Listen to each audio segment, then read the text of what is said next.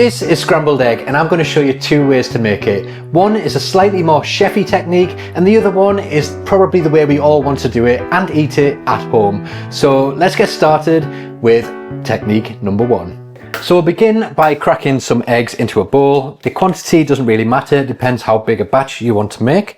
And you'll notice that when I crack my eggs, I tend to do it on a flat surface.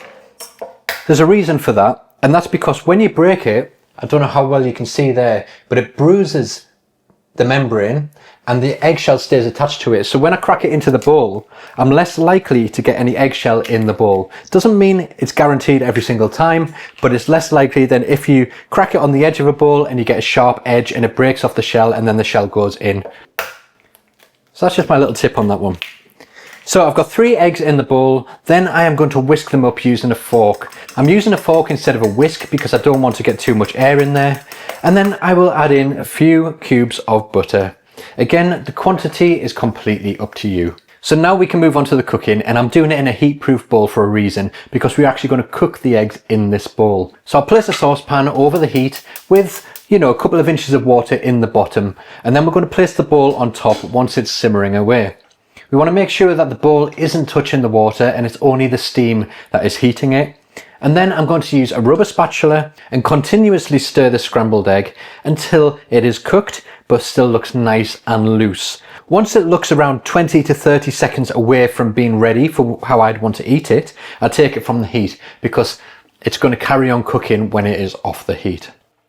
Right, so this is the stage we can add some seasoning, we can add some salt. If we add this in beforehand, it's going to make the eggs a bit runny and grey and they won't have as nice appearance. And by adding it at the end, it just firms everything up and also seasoned it. So we add a little bit of salt, a little bit of black pepper, optional, you don't have to add pepper if you don't like pepper.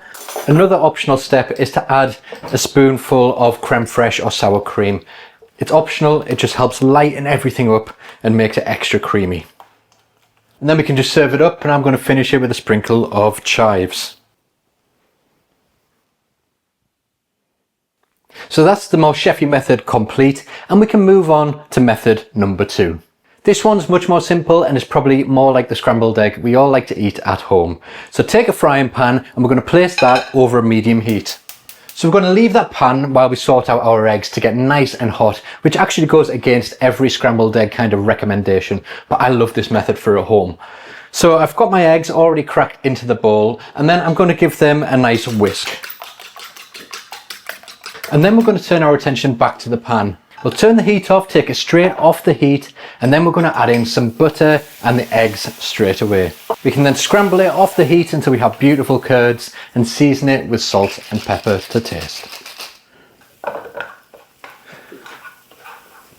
And then we can serve it up and finish it with some chives. So there we go, scrambled eggs, 2 different ways, 2 techniques, 2 different results.